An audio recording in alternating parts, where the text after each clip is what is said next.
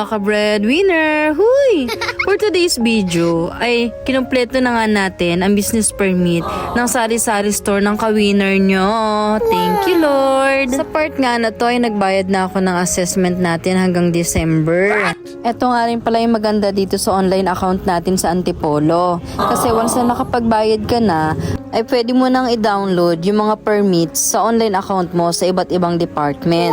Maliban nga lang dito sa may Bureau of Fire kasi personal mo talagang pupuntahan at isasubmit yung mga kailangan nilang requirements para naman makuha mo yung fire certificate mo. Kaya naman, agad na nga rin ako nagpunta rito at nag-fill up para naman makuha ko na rin kaagad yung certificate kasi sari-sari store lang naman tayo.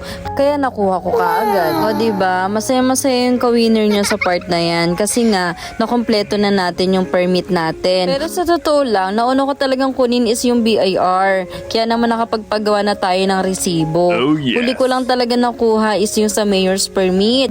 Kasi nga ang daming hinahanap sa akin na hindi ko kaagad na-provide.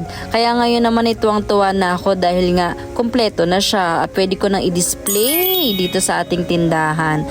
Kaya naman, thank you, Lord. So, yun lang. Shinare ko lang sa inyo kasi gusto ko lang i-flex yung permit natin. At katunayan na nagbabayad tayo ng tax sa gobyerno.